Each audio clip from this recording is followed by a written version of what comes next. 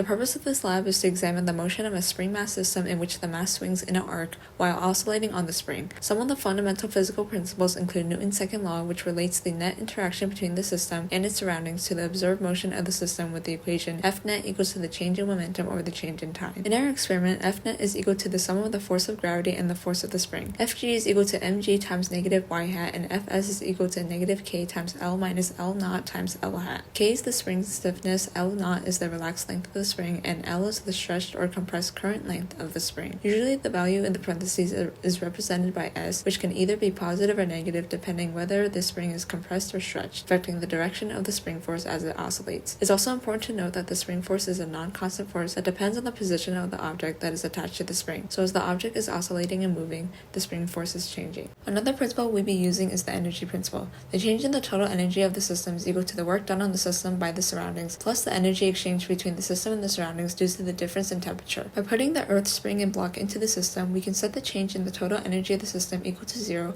because there's nothing in the surroundings to do work on the system, and there's no mention of a change in temperature. Knowing this, we can make the change in the energy equal to 0, which is equal to the change in kinetic energy, plus the change in the spring potential energy, plus the change in the gravitational potential energy. Delta K is equal to 1/2 times m times v final squared minus v initial squared. The change in spring potential energy is equal to 1/2 times k times s final squared minus s initial squared. And lastly, the change in gravitational potential energy is equal to mg delta y. The total energy of the system can be represented by the equation k plus us plus ug. There will be two different models, one experimental and one computational. The experimental shows the observed position versus time, and the computational shows the predicted position versus time. In our results, the computational x position model is relatively consistent to what's observed. However, the computational y position model is highly inconsistent to the experimental model. In the video, you can see the mass attached to the spring oscillated in both the x and y direction in 2D motion. The origin of the coordinate plane is set at the point of attachment, and the position data is extracted using tracker. Before making our experimental model, we need to do some calculations using our observed data. To calculate the spring constant, we need to know the period of oscillation. I found the period of oscillation by taking the time span where 3 oscillations occurred in the y direction from the data in the tracker and divided it by 3. I got t, the period of oscillation, equal to 1.5193 seconds. And since the formula for t is equal to 2 pi times the square root of mass over k,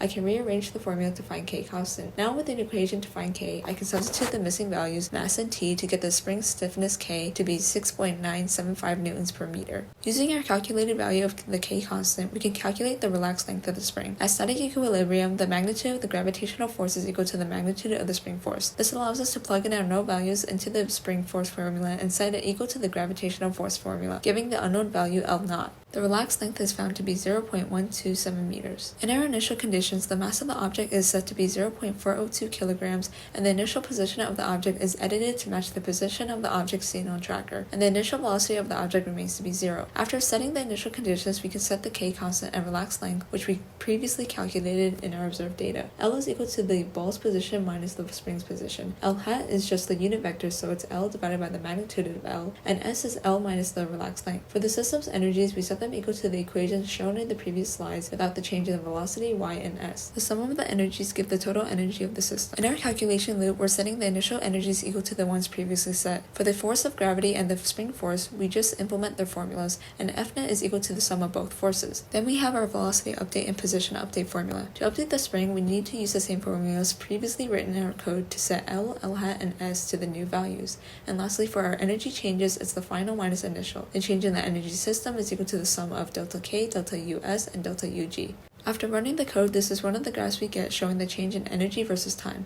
Blue is the change in kinetic energy, red is the change in gravitational potential energy, and green is the change in spring potential energy, with orange being the change of the energy of the whole system. Delta E is consistently at 0, which follows the energy principle. These are the position versus time graphs of the experimental and computational model. The X computational model follows closely to what's observed, but as more time passes, the computational model and the experimental model go out of sync because drag isn't taken into consideration in our code. With the Y computational model, it's completely different from what's observed, and this may be due to errors made by me, which we'll discuss later. Is the energy system satisfied? Yes. Looking at what we said in the beginning, the change in the energy of the system is equal to 0 because since the Earth, spring, and block are all in the system, there's nothing in the surroundings to do work on the system, thus making the sum of the changes in energies equal to 0. This is consistent from what's observed from our data. Comparing the estimated period of oscillation from the X position data and the Y position data, we can see that the X position estimate is higher than the Y position estimate. This noticeable difference in these values could have caused some errors in finding an accurate k-constant, thus affecting our results on the data. Possible sources of error could have come from mistyping my code, sending the wrong initial conditions, or the data in the CSV file being inconsistent to what's in Tracker. All of these are possible contributing factors to the discrepancy seen in my Y position graph. So what can we conclude from this experiment? Even though code can create an accurate model of the spring's oscillating motion, human error and not accounting for drag force can account for the differences between the two models.